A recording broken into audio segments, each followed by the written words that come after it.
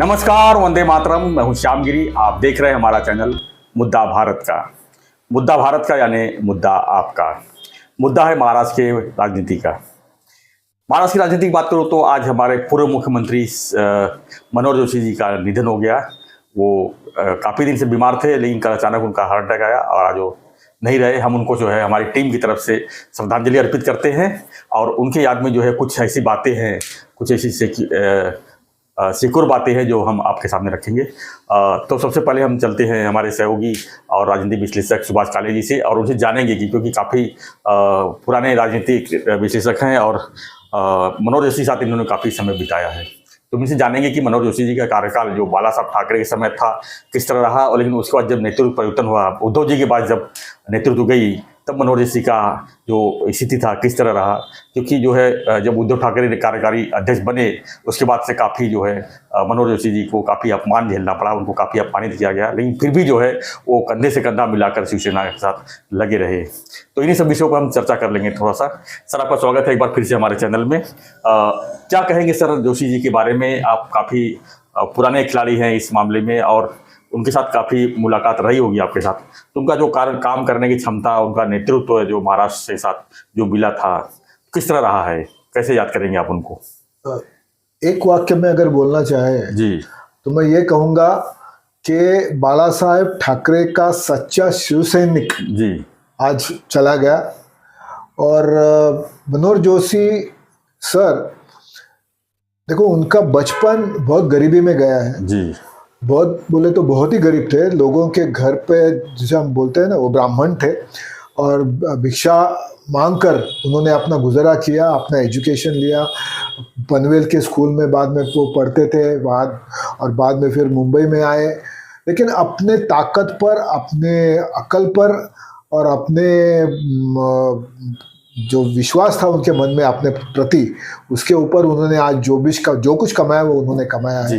और जब वो बाला साहब ठाकरे जी के संपर्क में आए और तब उन्होंने देखा कि बाला साहब ठाकरे मराठी माणसासाठी झगड़ रहे और ये करने को, और उसका पहली टीम देखो, सबसे बाला साहब ठाकरे का अगर कोई सबसे बड़ा गुण जो होगा तो वो ये थे कि वो एक अच्छे लोगों को इकट्ठा करना जी, अच्छे लोगों को अपने साथ मिलाना और वो एक अच्छी अपनी एक टीम तैयार करना और वो टीम के सहारे और टीम के माध्यम से अपनी संगठना बढ़ाना, ये उनका बहुत बड़ा कौशल्य था, संगठनात्मक कौशल्य, सफल भी रहे वो।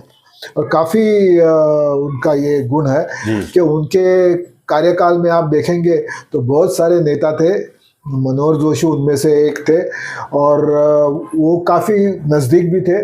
मनोहर जोशी जी सर ने टेक्निकल एजुकेशन की पूरे महाराष्ट्र में कोहिनूर इंस्टीट्यूट निकाली थी और उसके माध्यम से शिव सैनिकों को जोड़ा था, उनको रोजगार देने की कोशिश काफ़ी हद तक उन्होंने की थी।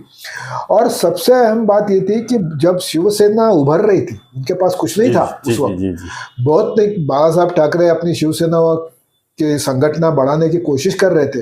उस वक्त मनोहर जोशी है, फिर प्रमोद नवलकर जी है वगैरह वगैरह, काफी उस टाइम के बड़े नेता, लीलाधर डाके हैं, सुधीर जोशी है, ये सब लोग बाला साहब ठाकरे जी के साथ थे और तन मन और धन सब उन्होंने अर्पित कर दिया था। और बाला साहब ठाकरे जी का शब्द उनके लिए अंतिम होता था जी, और उसका प्रत्यय भी उन्होंने बाद में दिया। मैं आपको उसका बारे में भी बाद में बताऊंगा। लेकिन ऐसा एक शिव सैनिक आज उनको छोड़ के गया। और बाला साहब ठाकरे का ये सबसे बड़ा ये गुण था कि वो टीम वर्क, अपने अच्छे अच्छे लोग चुनना, उनको काम पे लगाना, उनको ताकत देना और उस ताकत के सहारे अपनी संगठना बढ़ाना। और इसीलिए पूरे महाराष्ट्र में देखते ही देखते शिवसेना फैल गई। बिल्कुल बिल्कुल बिल्कुल, नो डाउट। हर एक को अपनी अपनी जिम्मेदारी निभाने को कहा था और हर एक अपनी जिम्मेदारी निभा रहा था। और देखते देखते पूरे महाराष्ट्र में शिवसेना की ताकत धीरे धीरे बढ़ती गई, हर गांव में शाखा खुलती गई। इसका सब श्रेय बाला साहब ठाकरे जी और उनकी टीम को है। और उस वक्त प्रमोद महाजन जी और बाला साहब ठाकरे जी ने युति की 1986 में, और उस वक्त फिर बाद में जो उनका विश्वास था बाला साहब ठाकरे जी और प्रमोद महाजन का, उसके मुताबिक बीजेपी और शिवसेना को मेजॉरिटी मिली। शिवसेना उस टाइम बड़े भाई थे हमारे बीजेपी के, और मनोहर जोशी सीएम हुए। मनोहर जोशी एक छोटा सा शिवसैनिक से लेके फिर नगर सेवक, महापौर, आमदार, फिर बाद में मुख्यमंत्री बने हैं और इनका वो कार्यकाल रहा है और बाद में लोकसभा के अध्यक्ष भी बने, वो खासदार बने, लोकसभा के अध्यक्ष बने। तो लेकिन ये सब जो मैं इसलिए बता रहा हूँ आपको कि जो टीम वर्क रहता है किसी भी संगठन में वो बहुत जरूरी होता है और वो नेतृत्व गुण जो बोलते हैं वो बाबा साहब सरसेनापति बाबा साहब ठाकरे में थे और उन्होंने एक अपनी अच्छी टीम बना के शिवसेना बढ़ाई थी। लेकिन बाद में जब उस नेतृत्व बदली हो गया, बाबा साहब ठाकरे के हाथ से उद्धव जी के पास नेतृत्व चला गया, तो ये जो पुरानी टीम थी जो बाबा साहब ठाकरे जी के साथ थी, धीरे धीरे धीरे उन्होंने उनका एक एक का पत्ता कट करना चालू किया, हर एक को माइनस करते गए। आगे थाना का भी उदाहरण मैं दे सकता हूँ कि उस टाइम सतीश प्रधान काफी नजदीक थे बाबा साहब ठाकरे जी के, उनके पास ये नेतृत्व था, लेकिन उद्धव ठाकरे जी ने धीरे धीरे सतीश प्रधान को भी साइडलाइन किया। दिगे साहब थे, उनको भी साइडलाइन करने की कोशिश की, लेकिन वो तो बहुत पावरफुल थे, उनको साइडलाइन करना इतना आसान नहीं था। लेकिन ये धीरे धीरे होता गया। उद्धव जी ने अपनी टीम खड़े करने की कोशिश की, उसमें वो कितने सफल हुए कितने नहीं हुए वो तो अभी हम देख रहे हैं। लेकिन वो जो था, जो गुण बाबा साहब ठाकरे साहब में, वो यहाँ पे मुझे दिखाई नहीं दे रहा है और इसकी वजह से आज जो उद्धव ठाकरे जी को प्रॉब्लम हो रहा है, शिवसैनिक जा रहे छोड़ के, एकनाथ शिंदे ने इतना बड़ा बन करके पूरी शिवसेना अपने ताबे में ले ली। और इसका मेन वजह है कि बाबा साहब ठाकरे भले उन्होंने उनका वक्तृत्व नहीं लिया हो और कुछ नहीं लिया हो, उनकी कला नहीं ली होगी, मतलब वो अच्छे कार्टूनिस्ट थे बाबा साहब ठाकरे, वो नहीं ली होगी, लेकिन सबसे अहम गुण था वो था ये नेतृत्व गुण और लोगों की टीम बनाना, संगठन चलाना यह एक बड़ा गुण होता है और ये गुण जरूरी होता है अगर किसी को संगठन चलानी है तो। और वो शायद इससे लगता है कि उद्धव जी के में वो गुण बाबा साहब जितना आना चाहिए था उतना आया नहीं और उसके वजह से आज उनकी ये प्रॉब्लम है, दशा है। और अगर मतलब मनोहर जोशी जैसे नेता थे, सुधीर जोशी थे, प्रमोद नवलकर जी थे, काफी बड़े बड़े नेता थे, सतीश प्रधान थे, इन लोगों को पकड़ के रखते, उनका अनुभव लेते, उनके अनुभव शिवसेना के फायदे के लिए इस्तेमाल करते और नया नेतृत्व तैयार करते, तो मुझे डेफिनेटली लगता है कि उस वक्त उद्धव जी का भी नेतृत्व बहुत अच्छा तैयार होता और उनको ही उसका फायदा होता, शिवसेना को उनका पुराने अनुभव को त्याग ही दिया एकदम से। उन्होंने धीरे धीरे सबको घर में बिठा दिया जी।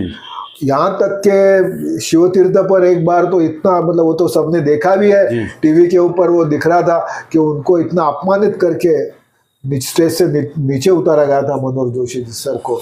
लेकिन देखो उनका जो कट्टर शिवसैनिक में बोलता हूँ, उनको पत्रकारों ने काफी किया था, पूछा था क्या हुआ कैसे हुआ, लेकिन उन्होंने मैं सिर्फ वहाँ हमारे नेतृत्व को मिलने गया था, बस मेरा काम हो गया, मैं नीचे चला है। उन्होंने कभी बाबा साहब ठाकरे जी ने जब मनोहर जोशी सीएम थे, एक बस फोन किया, एक चिट्ठी लिख दी, दूसरे सेकंड उन्होंने सोचा भी नहीं, मनोहर जोशी ने तुरंत अपना रेजिग्नेशन उन्होंने दे दिया, मुख्यमंत्री पद का त्याग पत्र दे दिया और तुरंत मातोश्री पे बाबा साहब जी को मिलने चले गए कि भाई मैंने त्याग पत्र दे के मैं आपके सेवा में हाजिर हो गया। ये था उनका निष्ठा, ये गुण थे उनके। और मैं जब डिप्टी मेयर था थाना महापालिका में और उसके पहले भारतीय जनता पार्टी का जब कार्यक्रम, कई बार मेरी उनसे मुलाकात हुई है। वो मुझे मतलब उनका और एक विशेष गुण था कि वो एक बार मिलने के बाद, उनके साथ थोड़ा मुलाकात होने के बाद वो हमेशा याद रखते थे, अगले टाइम मिलते थे तो नाम से पुकारते थे ऐसे। और सबसे और एक सबको उनका गुण जो मुझे बहुत भावा था वो ये था कि वो टाइम के बहुत पर्टिकुलर थे। उस टाइम जब सीएम थे उसकी, या कभी भी उन्होंने अगर कहा कि मैं 10 बजे सभा के लिए वहां पहुंच रहा हूं तो वो 10 को 5 कब को वहां पहुंच जाते, मतलब 5 मिनट पहले पहुंच जाते थे। कहीं भी टाइम के बारे में बहुत ही पर्टिकुलर थे और ये उनका एक विशेष गुण आज लोगों को भी आज का नहीं तो आजकल के राष्ट्रीय नेता आप देखते हैं कि 2-2 3-3 घंटे लेट आते हैं लोग, सुबह का टाइम देंगे तो शाम को आएंगे, शाम का टाइम देंगे तो नहीं आएंगे, नहीं आएंगे, या ऐसा होते रहता है। लेकिन उनका ये गुण था, उनकी वो डायरी बराबर मेंटेन करते थे और जिस वक्त जहाँ पहुंचना है वहाँ वो पहुंच जाते थे।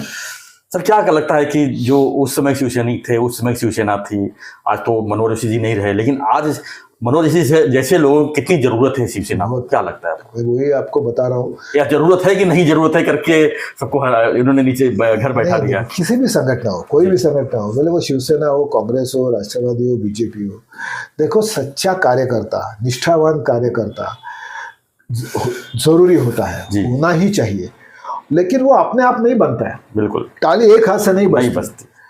अगर नेतृत्व उनको विश्वास दिलाएगा कि आप तुम लड़ो, मैं तुम्हारे पीछे हूँ, बस वो तो एक वो है ना साहब, वो आत्मबल, तुम्ही फक्त लड़ म्हणा, वो एक था ना भाई, तुम्ही लड़ म्हणा, अपन लड़ जब बोलते हो तो उनके पीठ के ऊपर आपका हाथ होना चाहिए।